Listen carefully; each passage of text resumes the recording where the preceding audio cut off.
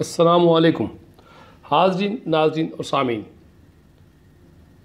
میں آپ کا میزبان ڈاکٹر شہزاد ہاشمی آپ کی خدمت میں حاضر، اور میرے ساتھ موجود ہیں میرے استاد محترم جناب سر منظور احمد صاحب۔ آج ہم پیش کریں گے دباچہ مثنوی اسرار خودی کا پارٹ 2 حصہ دوم۔ اس سے پہلے ہم خودی کے نام سے خودی کی تعریف، تفصیل، تشریح، مطلب و مفہوم بزبان علامہ اقبال کے نام سے، رحمۃ اللہ علیہ کے نام سے حصہ اول پیش کر چکے ہیں۔ آج حصہ دوم ہے دباچہ مثنوی اسرار خودی۔ تو استاد محترم سے گزارش کروں گا کہ اس کے اوپر روشنی ڈالیں۔ جی جناب، السلام علیکم۔ ڈاکٹر صاحب، یہ اقبال علیہ رحمٰن نے یہ جو فلسفہ خودی ہے، جی سر، یعنی انہوں نے یہ ان کی بہت بڑی، میں کہتا ہوں، دین ہے، یا ایک قرآن کا نچوڑ ہے کہ انہوں نے کہا کہ پوری بنی نوع انسان جو ہے نا، وہ جی یہ جو ہے شعور کا روشن نقطہ، یا جس کو وحدت وجدانی کہتے ہیں، جی جی، کہ یہ اس کو انہوں نے آشکارا کیا۔ صحیح، بالکل ایسے ہی ہے۔ ہاں جی سر، تو جس طرح وہ فرماتے ہیں کہ یہ فطرت انسانی کی منتشر و غیر محدود کیفیتوں کی شرازہ بند ہے۔ صحیح، یہ خودی جو ہے، جی ہاں، فطرت انسانی کی منتشر و غیر محدود کیفیتوں کی شرازہ بند ہے۔ اچھا اچھا اچھا، صحیح، یعنی اتنی یہ بنیادی چیز ہے۔ اب جو ہے علامہ نے بڑی اس کو یعنی سمجھانے کی خاطر، اب چونکہ علامہ کا تعلق چونکہ خود ہندوستان سے تھا، جی تو یہاں جو ہے انہوں نے اس کو، اور یاد رہے کہ یہ 1915 میں انہوں نے اس بات کو آشکارا کیا۔ صحیح صحیح، تو فرماتے ہیں کہ ہندو قوم کے دل و دماغ میں جی جی، عملیات و نظریات کی ایک عجیب طریق سے آمیزش ہوئی ہے۔ بالکل ایسے ہی ہے، جی ہاں، جی جی، اور آگے فرماتے ہیں اس قوم کے منہ شگاف، منہ شگاف کہتے ہیں ڈاکٹر صاحب، منہ کہتے ہیں بال کو، جی ہاں، کہ یہ جو برہمن ہیں، یہ جو پنڈت ہیں، یہ فلسفیانہ انداز سے کہ یہ بال کی کھال اتارنے والے لوگ ہیں۔ اچھا اچھا اچھا اچھا، صحیح، ہیں جیسے انہوں نے پہلے وہ کہا تھا نا کہ دنیا کی کوئی قوم ایسی نہیں ہے جس نے اس سوال کے جواب کو پیدا کرنے کے لیے دماغ سوزی نہ کی ہو۔ بالکل، جان نہ ماری، ہاں، کہ یہ انسانی ہے نا، یا میں کیا ہے۔ صحیح تو کہتا ہے کہ اس بات کو سمجھنے کے لیے ہندو قوم کے منہ شگاف حکماں نے قوت عمل کی حقیقت پر نہایت دقیق بحث کی ہے، انگریزی کی ہے۔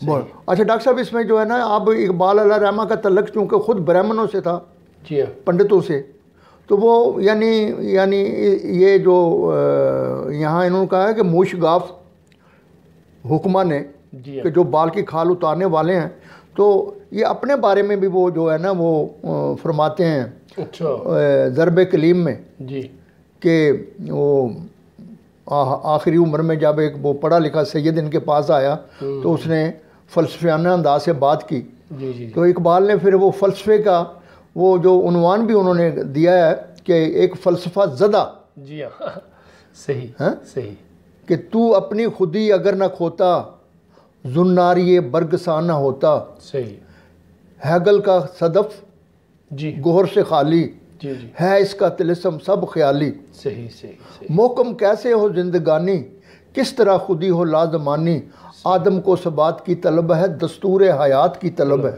کیا بات ہے، دنیا کی اشاع ہو جس سے اشراق، مومن کی اذان ندائے آفاق۔ صحیح، آگے کہتے ہیں میں اصل کا خاص ہو مناتی، آبا میرے لاتی و مناتی، میرے کو بڑا کون، ہاں، یعنی یہاں کہتے ہیں کہ دیکھو میں یہ کہتا ہے کہ میں یعنی میری جین جو ہے وہ پنڈتوں سے ہے، برہمنوں سے ہے، بالکل بالکل، میں اصل کا خاص ہو مناتی، آبا میرے لاتی و مناتی، تو سیدی ہاشمی کی اولاد، میری کف خاک برہمن زاد، ہے فلسفہ میرے آب و گل میں۔ صحیح صحیح صحیح، یہاں وہاں انہوں نے کہا ہے کہ اس قوم کے منہ شگاف حکماں نے، کہتے ہیں ہے فلسفہ میرے آب و گل میں، پوشیدہ ہے ریشہ ہے دل میں، بالکل، اقبال گرچہ بے ہنر ہے، اس کی رگ رگ سے باخبر ہے۔ ایسے ہی شعلہ ہے تیرے جنوں کا بے سوز، سن مجھ سے یہ دل نکتہ دل افروز، انجام خرد ہے بے حضوری، ہے فلسفہ زندگی سے دوری۔ صحیح صحیح۔ تو یہاں پر وہ یہ کہتے ہیں کہ یہ جی جی جی جی کہ یعنی ہندو قوم کے مشگاف حکماں نے قوت عمل کی حقیقت پر نہایت دقیق بحث کی ہے، جی جی اور بالآخر اس نتیجے پر پہنچے جی کہ انا کی حیات کا یہ مشہود تسلسل، یعنی انا کی حیات کا مشہود تسلسل سے مراد یہ خودی انا یا میں، جی جی یعنی انا کی حیات کا یہ مشہود تسلسل جی جی جو تمام علام و مصائب کی جڑ ہے۔ یعنی ہندو وہ جو حکماں تھے وہ اس نتیجے پر پہنچے جب یہ قوت عمل کی حقیقت پر کہ انا کی حیات کا یہ مشہود تسلسل جو تمام علام و مصائب کی جڑ ہے، جی جی عمل سے متعین ہوتا ہے، یا یوں کہیے کہ انسانی انا کی موجودہ کیفیات، لوازمات جی جی اس کے گزشتہ طریقے عمل کا لازمی جی جی نتیجہ ہے، جی جی صحیح۔ اور جب تک یہ قانون عمل اپنا کام کرتا رہے گا جی جی وہی نتائج پیدا ہوتے رہیں گے۔ صحیح صحیح صحیح۔ آگے فرماتے ہیں کہ یہ بڑی خوبصورتی سے لنک کرتے ہیں بڑی تاریخی طور پر جی کہ 19ویں صدی کا مشہور شاعر گوئٹا، جی جی ہاں، جی ہاں اس کا بڑا ایک وہ ہے ناول، اس کا ہیرو تھا فوسٹ۔ جی جی تو کہتا ہے کہ وہ جب یعنی انجیل یوحنا کی پہلی آیت میں لفظ کلام کی جگہ عمل پڑتا ہے، لفظ عمل پڑتا ہے، تو اس کی دقیقہ رس نگاہ اس حقیقت کو پہنچ جاتی ہے جہاں ہندو حکومات صدیوں پہلے پہنچ چکے تھے۔ اچھا، یعنی یہاں اقبال نے کہا کہ یہ جو یعنی اس ریجن میں یہ جو برہمن تھے یہ فرام دی ویری بگننگ اس انا یا میں یا خودی پر باقاعدہ یہ ان کا اچھا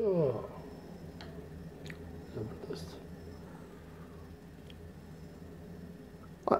اس عجیب و غریب طریقے پر ہندو حکمان نے تقدیر کی مطلق العنانی اور انسانی حریت بالفاظ دیگر جبر و اختیار کی گتھی کو سلجھایا۔ صحیح صحیح۔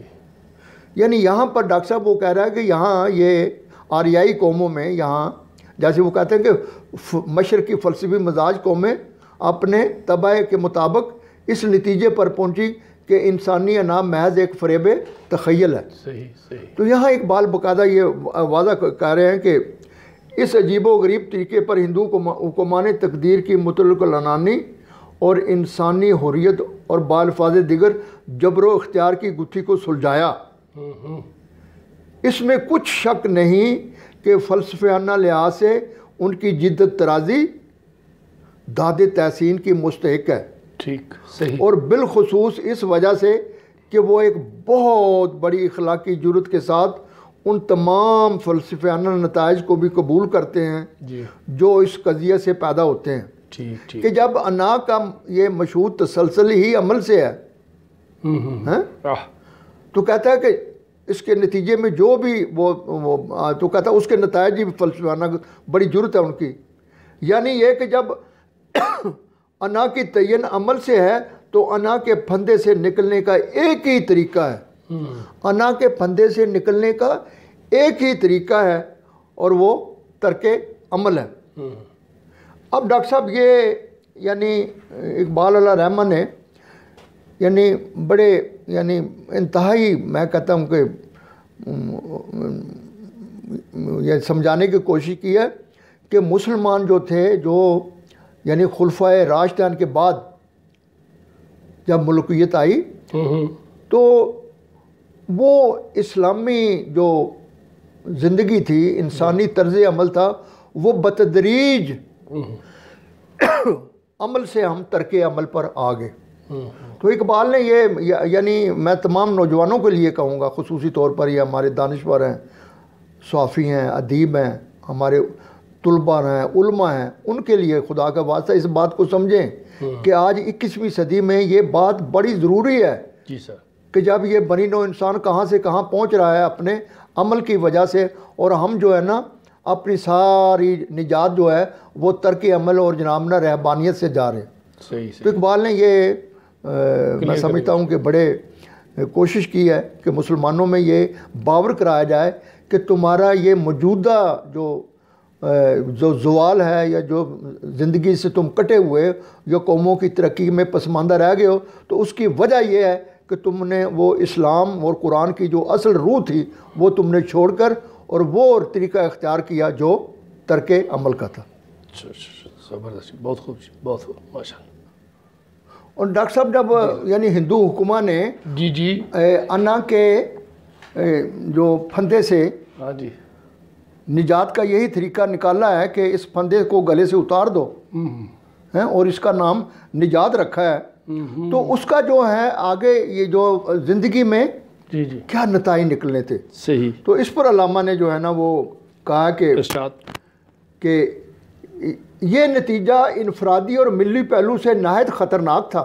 جی سر، اور اس بات کا مقتضی تھا کہ کوئی مجدد پیدا ہو اچھا، جو ترک عمل کے اصل مفہوم کو واضح کرے۔ جی ڈاکٹر صاحب دیکھو اقبال کتنا جو ہے وہ مطلب اس میں تنگ نظری ہے ہی نہیں ہے جی کہ یہ یعنی یہ جو برہمنوں میں، ہندوؤں میں، پنڈتوں میں جو ان کا یہ تھا اس کو یہ اپریشیٹ کرتا ہے، کہتا ہے کہ بنی نوع انسان کی ذہنی تاریخ میں سری کرشن کا نام ہمیشہ ادب و احترام سے لیا جائے گا کہ اس عظیم الشان انسان نے ایک نہایت دل فریب پیرائے میں اپنے ملک و قوم کی فلسفیانہ روایات کی تنقید کی، کہ شری کرشن نے باقاعدہ اس کو جانچا اور پرکھا اور اس حقیقت کو آشکارا کیا کہ ترک عمل سے مراد ترک کلی نہیں ہے، کیونکہ عمل اقتضائے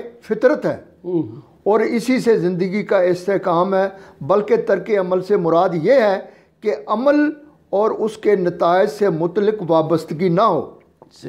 سری کرشن کے بعد سری رام نوج بھی اسی رستے پر چلے، بالکل ایسے ہی ہے، مگر افسوس کہ جس عروس مانی کو سری کرشن اور سری رام نوج بے نقاب کرنا چاہتے تھے، سری شنکر کے منطقی طلسم نے اسے پھر معجوب کر دیا اور سری کرشن کی قوم ان کی تجدید کے ثمر سے محروم رہ گئی۔ کہتا یہ اچاریہ تھا کہ اس نے دوبارہ آ کے اس کی جو فلسفیانہ وہ انداز اختیار کیا، نتیجہ یہ نکلا کہ پوری جو ہندو قوم یا پورا یہ ریجن یا پوری آریائی جو تھے نا وہ پھر اس سائڈ ٹپ چلے۔ اب علامہ نے یہ بڑی خوبصورتی سے یہ ہمیں باور کرایا ہے کہ مغربی ایشیا میں اسلامی تحریک بھی ایک نہایت زبردست پیغام عمل تھی۔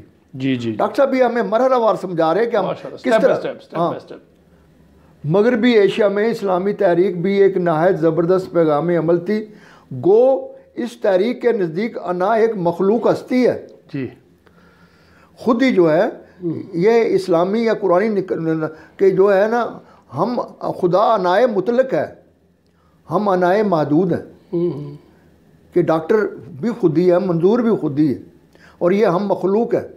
تو اسلام میں یہ لیکن ہے کہ وہ اپنا جو ہندوازم میں یہ چیز نہیں ہے، اچھا وہ اس کو مخلوق نہیں مانتے۔ مغربی ایشیا میں اسلامی تحریک بھی ایک نہایت زبردست پیغام عمل تھی، گو اس تحریک کے نزدیک انا ایک مخلوق ہستی ہے جو عمل سے لازوال ہو سکتی ہے، مگر مسئلہ انا کی تحقیق میں مسلمانوں اور ہندوؤں کی ذہنی تاریخ میں ایک عجیب و غریب مماثلت ہے۔ ڈاکٹر صاحب اتنی بڑی اور اتنی جرأت سے اقبال نے کام لیا ہے اس بات کو سمجھانے میں کہ یہ پورے اس ریجن میں یعنی 12ویں صدی سے لے کے آگے تک، یعنی اقبال نے تو 20ویں صدی میں آگے کہا ہے، یعنی اندازہ لگاؤ کم و بیش 1000 سال تک کہتا ہے کہ یہ کیا ہو گیا، اور یہ ہمارا جو کلچر تھا، تمدن تھا، جس طرح اقبال نے کہا نا کہ مسلمان ہے توحید میں گرم جوش مگر دل ابھی تک ہے زنار پوش، تمدن تصوف شریعت کلام بتانے عجم کے پجاری تمام، یہ اقبال نے 1936 میں کہا. بالکل. تو یہاں وہ کہہ رہے ہیں، یہ کہتے ہیں کہ مسلمانوں اور ہندوؤں کی ذہنی تاریخ میں ایک عجیب و غریب مماثلت ہے، اور یہ نقطہ خیال سے سری شنکر نے گیتا کی تفسیر کی، اور اسی نقطہ خیال سے شیخ محی الدین ابن عربی اندلسی نے قرآن شریف کی تفسیر کی. ڈاکٹر صاحب تاریخی طور پر اگرچہ لوگ اس کا بہت احترام کرتے ہیں ابن العربی کا، جی ہاں جی، کہ اس نے جناب نا یہ وحدت الوجود کا بہت زیادہ اشارہ ہے، لیکن اقبال نے بالکل یہاں اس کو سچی بات ہے کہ اس کی تمام جو ہے نا یعنی اس کے بخی ادھیڑ دیے. بالکل بالکل. کہ شنکر اچاریہ نے ویدا کی تفسیر کی، اور دونوں نے ایک ہی نظر سے، ایک ہی نگاہ سے، اور ایک قرآن کی تفسیر جو ہے نا اس نے انہوں نے بھی اسی نگاہ سے کی، نظر سے کی. صحیح صحیح. شیخ محی الدین ابن عربی اندلسی نے قرآن شریف کی تفسیر کی، جس نے مسلمانوں کے دل و دماغ پر نہایت گہرا اثر ڈالا. شیخ اکبر کے علم و فضل، ان کی زبردست شخصیت نے مسئلہ وحدت الوجود، جس کے وہ انتھک مفسر تھے، اسلامی تخیل کا لا ينفک عنصر بنا دیا. یہ 12ویں صدی کی بات ہے، دیکھنے کتنے 800 سال پہلے. اور پھر ان کے وحد الدین کرمانی 1000 سال پہلے اور فخر الدین عراقی ان کی تعلیم سے نہایت متاثر ہوئے، اور رفتہ رفتہ 14ویں صدی کے تمام اجمی شعراء اس رنگ میں رنگین ہو گئے. وحدت الوجود. ایرانیوں کی نازک مزاج اور لطیف الطبع قوم اس طویل دماغی مشقت کی کہاں متحمل ہو سکتی تھی جو جزء سے کل تک پہنچنے کے لیے ضروری ہے. انہوں نے جزء اور کل کا دشوار گزار درمیانی فاصلہ تخیل کی مدد سے طے کر کے رگ چراغ میں خون آفتاب کا اور شرار سنگ میں جلوہ طور کا بلا واسطہ مشاہدہ کیا. مختصر یہ کہ ہندو حکماں نے مسئلہ وحدت الوجود کے اسباب میں دماغ کو اپنا مخاطب کیا، مگر ایرانی شعراء نے اس مسئلہ کی تفسیر میں زیادہ خطرناک طریقہ اختیار کیا، یعنی انہوں نے دل کو اپنا اماجگاہ بنایا. ان کی حسین و جمیل نقطہ آفرینوں کا آخرکار یہ نتیجہ ہوا کہ اس مسئلے نے عوام تک پہنچ کر قریباً تمام اسلامی اقوام کو ذوق عمل سے محروم کر دیا. اللہ ڈاکٹر صاحب کتنی بڑی دین ہے یار. میں کہتا ہوں کہ پوری ہماری 1000 سال پرانا راز انہوں نے 1200 سال کی تاریخ میں اقبال نے کتنی جرت سے، اور لوگ ابن عربی اور اقبال نے تقریباً کہا کہ یہ 4 آدمی جو ہیں ان سے بچو. اس میں ایک عربی ابن العربی ہے، ہیگل ہے، شنکر اچاریہ ہے، اور بیدل ہے، کہ جو اس میں پھنس جائے پھر وہ باہر نہیں نکل سکتا. بالکل ایسے ہی ہے. اور ہمارے جتنے علماء ہیں آج کل، جتنے بھی مذہبی پیشوا ہیں، وہی یونانی اینک اور وہی انہی کی اینک سے تو تفسیر لکھی ہوئی ہے، اور وہی ہم پہ عقیدے انہوں نے رائج کیے ہوئے ظالموں نے. اب دیکھو نا ڈاکٹر صاحب اقبال نے جانے میں ہم بس اسلام سے دور ہوتے جا رہے ہیں، دور ہوتے جا رہے ہیں. دیکھو نا ڈاکٹر صاحب یہاں تک اقبال نے تو مولانا روم تک کو بھی کہا ہے. ان پہلے تو وہ بھی ان کا بھی یہی حال تھا کہ وہ جب وہ تبریز پہنچے ہیں شمس، تو اس وقت وہ تبریز نے کیا کہا کہ تو کن چکروں میں پڑا ہوا ہے. بالکل بالکل ایسے ہی ہے.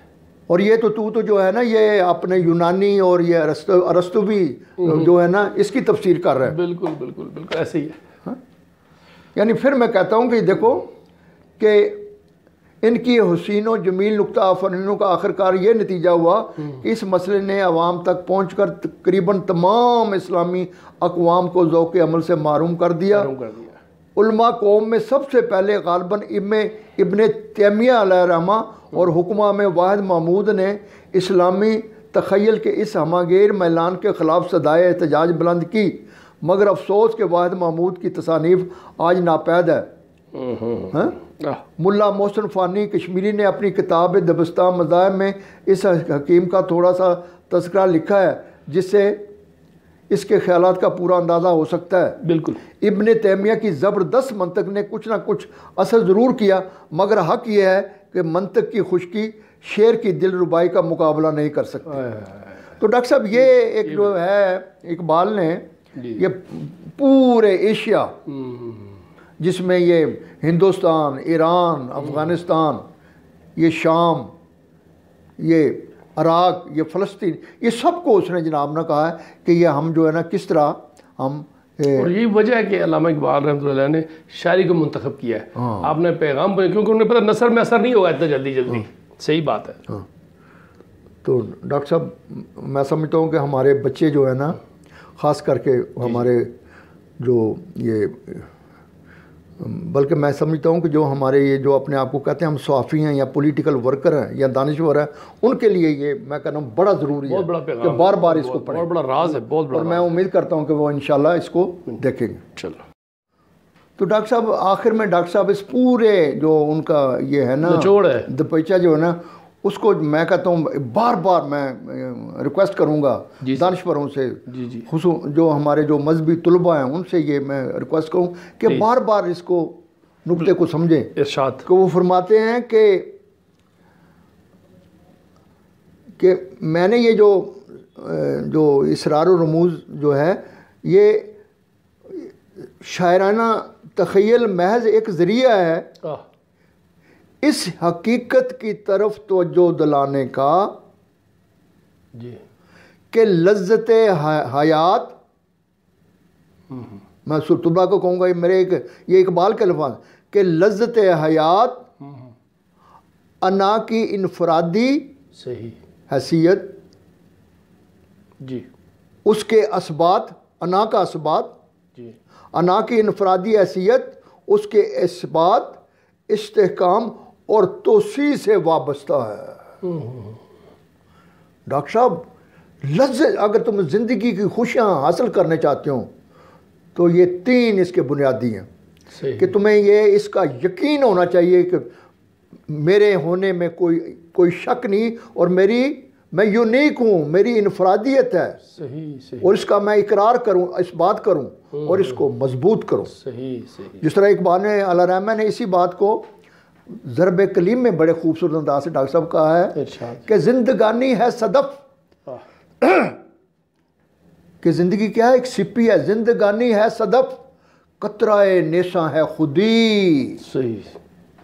وہ صدف کیا جو قطرے کو گوہر نہ کر سکے، ہو اگر خود نگر، خود گر، خود گیر خودی، یہ بھی ممکن ہے کہ تو موت سے نہ مر سکے. تو اس کو ڈاکٹر صاحب انہوں نے کہ کیا خوبصورت کہتے ہیں کہ لذت حیات، کوئی شخص بھی لذت حیات سمجھنا چاہتا ہے تو کیا ہے؟ انا کی انفرادی حیثیت، اس کے اثبات اور اس کے استحکام اور توسیع سے وابستہ ہے. اور یہاں تک کہا کہ یہ نقطہ جو ہے مسئلہ حیات ما بعد الموت کی حقیقت کو سمجھنے کے لیے بطور ایک تمہید کے طور پر کام دے گا. اور وحدت الوجود کا جو انہوں نے بڑا ایک خوبصورت شعر سے انہوں نے کہا ہے کہ غریق کلزم وحدت دم از خودی نہ زند. کہتا ہو دیکھو کہ اگر تم سمندر میں غوطہ لگاؤ تو کیا سانس لے سکتے ہو؟ کہ ایک انسان جو ہے وہ وحدت کے سمندر میں جب غوطہ لگاتا تھا پھر اس کی اپنی پہچان بھول جاتا ہے. ہاں، غریق کلزم وحدت دم از خودی نہ زند بود محال کشیدن. کہتا ہے سانس لینا مشکل ہے میان آب نفس. تو یہ ہے وحدت الوجود کا کہ جو لوگ یہ سمجھتے ہیں کہ اپنے آپ کو اس میں اپنی ذات کی نفی کرو تو اقبال کا خیال ہے کہ پھر وہ زندگی کی لذت سے آشنا نہیں ہو سکتے. محروم رہ جائیں. بہت بہت شکریہ جی، زبردست. اسی کے ساتھ آپ سے اجازت چاہیں گے. آج ہمارا دوسرا حصہ دباچہ مثنوی اسرار خودی ختم ہوا، اختتام کو پہنچا، جس میں علامہ اقبال رحمۃ اللہ علیہ نے خودی کی تعریف، تفصیل، تشریح، مطلب مفہوم بیان کیا اور بڑی وضاحت کے ساتھ بیان کیا اور اس پہ بہت زور دیا.